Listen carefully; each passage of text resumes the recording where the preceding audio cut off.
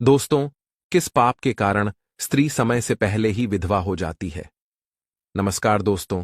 भगवान विष्णु और मां लक्ष्मी क्षीर सागर में शेषनाग की शैया पर बैठे हुए थे।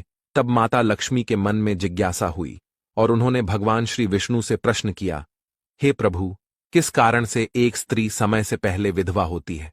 ऐसा वह कौन सा पाप है जो एक पतिव्रता नारी को भी विधवा बना डालता है? क्या स्त्री के विधवा होने के संकेत पहले से मिलते हैं? तथा स्त्री का वह कौन सा अंग है जिससे यह पता चलता है कि स्त्री विधवा होगी या नहीं? इस प्रकार से प्रश्न पूछने पर भगवान विष्णु कहते हैं, हे प्रिय, तुमने उचित ही प्रश्न किया है। यह सत्य है कि कुछ स्त्रियों के भाग्य में जल्दी विधवा होना लिखा हुआ होता है, चाहे वह पतिव्रता ही क्यों न हो, किंतु एक पाप के कारण स्त्री विधवा बनती है और स्त्री के शरीर का एक अंग उसके विधवा होने का संकेत भी देता है। भगवान विष्णु कहते हैं, हे देवी, तुम्हें इस परम गोपनीय सत्य को बताने से पहले मैं तुम्हें एक कथा सुनाता हूं। इस कथा में तुम्हें तुम्हारे सभी प्रश्नों के उत्तर मिल जाएंगे, इसीलिए तुम इस कथा को ध्यान से सुनना। दोस्तों, भगवान विष्णु ने माता लक्ष्मी को एक अत्यंत सुंदर कथा सुनाई है। इस कथा के माध्यम से भगवान ने समस्त मानव जाति के कल्याण के लिए कई महत्वपूर्ण उपदेश दिए हैं। इसीलिए आप इस कथा को पूरा जरूर सुने। इस कथा को आधा अधूरा सुनना पाप माना जाता है। तो चलिए शुरू करते हैं। दोस्तों, एक समय की बात है। मध्य देश में एक अत्यंत धनवान सेठ रहा करता था। उसका एक पुत्र और 3 पुत्रियां थीं। उसकी तीनों पुत्रियों का विवाह अच्छे और धनवान घराने में हो गया था, किंतु सेठ की एक पुत्री को दुर्भाग्य का सामना करना पड़ा। उसकी एक पुत्री विवाह के कुछ ही वर्षों के बाद विधवा हो गई और अत्यंत दुख में जीवन बिताने लगी। उस विधवा स्त्री का नाम था सुकन्या। सुकन्या अत्यंत सुंदर, गुणवान और पतिव्रता नारी थी, किंतु उसके भाग्य में जो अशुभ लिखा हुआ था वही उसके साथ घटित हो गया। सुकन्या के पति ने विवाह के समय केवल सुकन्या का सुंदर रूप और उसके पिता की धन संपत्ति देखी थी, जिस कारण से उसे भी जल्दी ही शरीर का त्याग करना पड़ा। बचपन से ही सुकन्या के शरीर के अंगों पर उसके विधवा होने के लक्षण दिखाई दे रहे थे, लेकिन किसी ने उस पर ध्यान नहीं दिया था। सुकन्या के पिछले जन्म के कर्मों के कारण उसे इस जन्म में विधवा होना पड़ा था। भगवान विष्णु कहते हैं, हे देवी, अब मैं तुम्हें सुकन्या के पूर्व जन्म की कहानी सुनाता हूं, उसे तुम ध्यान से सुनो। सुकन्या का पिछले जन्म में एक ब्राह्मण के घर पर जन्म हुआ था। उसका नाम था कलावती। वह ब्राह्मण राजा को अत्यंत प्रिय था, जिस कारण से ब्राह्मण का घर धन धान्य से भरा हुआ था। उसके पास बहुत सारी धन संपत्ति थी, जिससे ब्राह्मण बहुत ही उन्मत्त और गर्विष्ठ बन गया था। वह ब्राह्मण अपनी पुत्री कलावती से बहुत प्रेम करता था, क्योंकि वह उसकी एकलौती पुत्री थी। कलावती बहुत ही सुंदर थी और पिता के लाड प्यार से वह भी बिगड़ चुकी थी। उसके पिता उसकी हर इच्छा को पूर्ण करते थे, उसे कभी किसी चीज की कमी नहीं पड़ने दी। कलावती ने अपने जीवन में कभी दुख नहीं देखा था और उसे अपनी सुंदरता पर भी अत्यधिक घमंड था। फिर जब कलावती जवान हुई तो उसके पिता ने उसका विवाह करने का सोचा, लेकिन उसकी एक शर्त थी कि जो भी कलावती से विवाह करेगा वह उसके साथ उसके पिता के घर में रहेगा, अर्थात घर जमाई बनकर रहेगा। ब्राह्मण ने अपने सभी रिश्तेदारों को यह बात बता दी और चारों तरफ यह बात फैल गई। कई विद्वान और ज्ञानी पंडित कलावती के घर पर उसे देखने के लिए आ गए, लेकिन कलावती ने किसी को भी पसंद नहीं किया। कलावती ने कई विद्वान ब्राह्मणों को अपमानित करके घर से बाहर निकाल दिया। फिर एक दिन एक अत्यंत सुंदर ब्राह्मण भिक्षा मांगने के लिए कलावती के घर पर आया, जिसे देखकर कलावती उस पर मोहित हो गई और अपने पिता से कहने लगी कि वह उसी भिखारी ब्राह्मण से विवाह करेगी। यह सुनकर कलावती के पिता ने भी स्वीकृति दे दी और उस भिक्षुक ब्राह्मण को कलावती से विवाह करने के लिए पूछा, तो उस भिक्षुक ब्राह्मण ने भी हां कर दिया और फिर कलावती और उस ब्राह्मण का विवाह संपन्न हुआ। कलावती विवाह के समय बहुत प्रसन्न थी। उसे उसका मनपसंद जोड़ीदार मिल चुका था। विवाह के बाद कुछ दिनों तक कलावती अपने पति के साथ बड़े प्रेम से रहने लगी और उसकी सेवा करने लगी।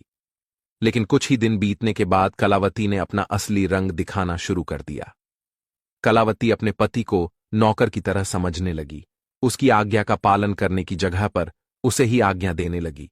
कलावती अपने पति को भी उसके नाम से बुलाने लगी। खुद अपने पति के पैर दबाना छोड़कर अपने पति से ही खुद के पैर दबाने लगी। कलावती स्वेच्छाचारिणी थी, वह पति को बिना बताए ही घर से बाहर चली जाती, कभी पति की कोई बात नहीं मानती थी। पति से पहले ही भोजन करती थी, किसी भी धार्मिक कार्य में पति के साथ नहीं बैठती थी और अकेले ही मौज करती थी। अपनी पत्नी के ऐसे व्यवहार को देखकर कलावती का पति बहुत दुखी रहने लगा।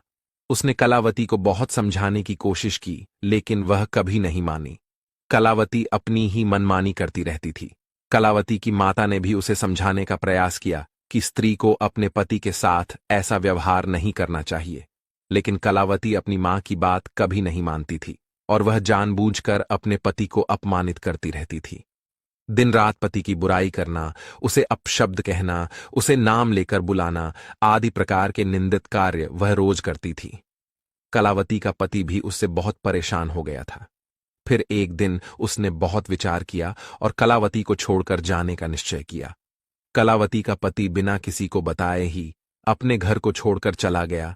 उसने कलावती का त्याग कर दिया और वन में जाकर तपस्या करने लगा, क्योंकि शास्त्र यही कहते हैं कि बुद्धिमान मनुष्य को दुष्ट और स्वेच्छाचारिणी पत्नी का त्याग कर देना चाहिए, अन्यथा वह भी उसके पाप का भागीदार बनता है। कलावती का पति वन में जाकर तपस्या करने लगा। कलावती ने भी अपने पति को खोजने की कोशिश नहीं की और बड़े मौज से अपने ही घर में रहने लगी। कलावती की माता ने उसे बहुत समझाया कि वह अपने पति से विनती करके उसे वापस घर पर लेकर आए, लेकिन कलावती कहती, जाने दो मां, वैसे भी मेरा भिखमंगा पति किसी काम का नहीं है। उससे विवाह करके मैंने उस पर उपकार ही किया था, लेकिन वह मूर्ख मुझे ही छोड़कर चला गया है। ऐसे मूर्ख पति के साथ रहने से अच्छा है मैं अकेली ही रह लूं। मैं इतनी सुंदर हूं कि कोई भी पुरुष मुझसे विवाह कर लेगा। कलावती की ऐसी बातें सुनकर उसकी मां भी दुखी रहने लगी। उधर कलावती का पति ध्यान मग्न होकर तपस्या करने लगा और सांसारिक बंधनों से मुक्त होकर ईश्वर की भक्ति में लगा रहा। फिर कुछ दिनों बाद कलावती के पिता के साथ अशुभ घटना घटी। उसे राजमहल में चोरी करते हुए सिपाही ने पकड़ लिया और राजा को इसकी खबर दी। राजा उस पर बहुत क्रोधित हुए और उसका सारा धन संपत्ति छीनकर उसे कारागृह में डाल दिया। सब कुछ छीन जाने के कारण कलावती बहुत गरीब हो गई। उसकी मां और कलावती अब दूसरों के घर पर काम करने के लिए जाने लगे। कलावती के पिता तो कारागृह में बंद थे, तो उसे और उसकी मां को सारा काम करना पड़ रहा था। तब कलावती को अकेलापन सताने लगा। घर में कोई पुरुष नहीं था, इसीलिए उनकी रक्षा के लिए भी कोई नहीं था। अब कलावती को अपने पति की याद आने लगी, लेकिन कलावती का पति तो वन में सन्यासी बनकर बैठा था। फिर कलावती अपने पति को ढूंढने के लिए वन में चली गई, लेकिन उसे उसका पति कहीं पर भी नहीं मिला। वह वन में हर तरफ घूमने लगी, लेकिन उसे उसका पति नहीं मिला। फिर वह एक जगह पर विश्राम करने बैठी तो अचानक उस स्थान पर एक शेर आ गया और उसने कलावती पर हमला कर दिया और उसी क्षण कलावती के प्राण चले गए। मृत्यु के बाद दो यमदूत कलावती को घसीटते हुए यमलोक ले गए। यमलोक में जब कलावती यमराज के सामने जा पहुंची तो यमराज ने उसके पाप और पुण्य का मूल्यांकन किया। यमराज कहने लगे, यह तो अत्यंत पापी स्त्री है। इसने कभी अपने पति का सम्मान नहीं किया। इसने बार बार केवल अपने पति का अपमान ही किया है। यह उसका नाम लेकर बुलाती थी और अपने पति के साथ नौकर की तरह व्यवहार करती थी।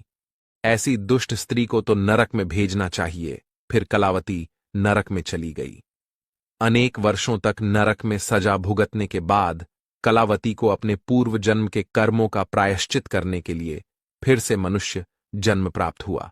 जो पाप कलावती ने किए थे, उसी पाप के कारण कलावती के शरीर पर विधवा होने के लक्षण प्रकट हुए थे।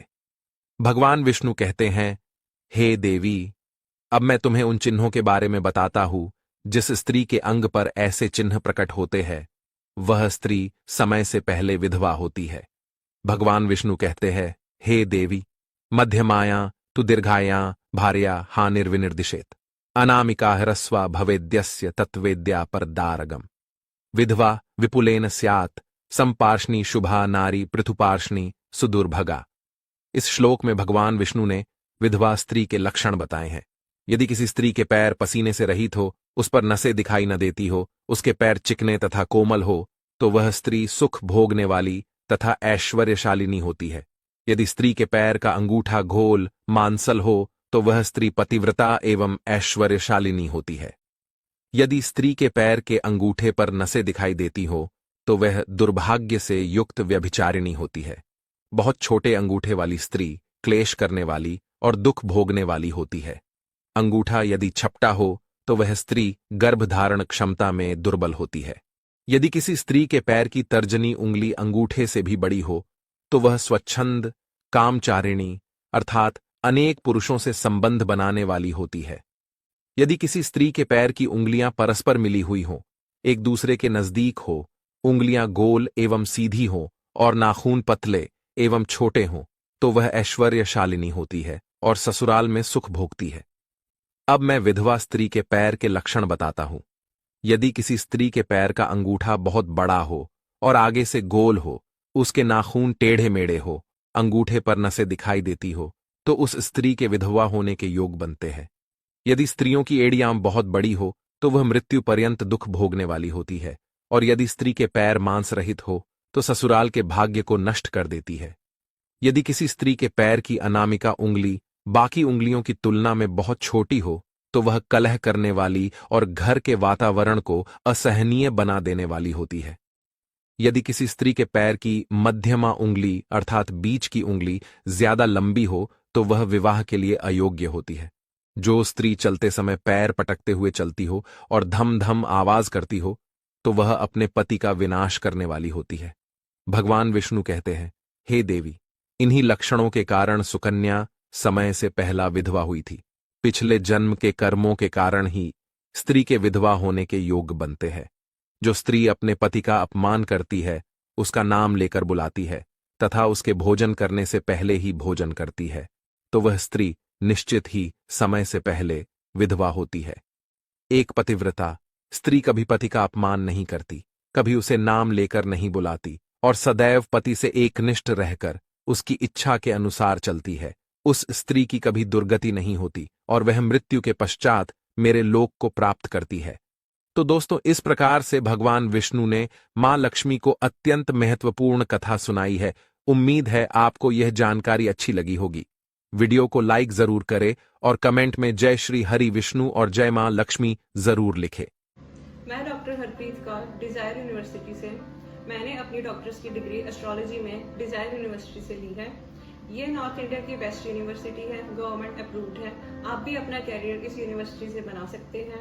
आप यहाँ पर विजिट कर सकते हैं, ये जालंधर में है, और आप अपना कैरियर इस यूनिवर्सिटी से बना सकते हैं। इसमें हमें 2 मंथ डिप्लोमा कोर्सेज से लेकर BA, MA, MPhil, PhD level तक के कोर्सेज यहाँ पर अवेलेबल हैं। आप भी अपना फ्यूचर यहाँ पर बना सकते हैं।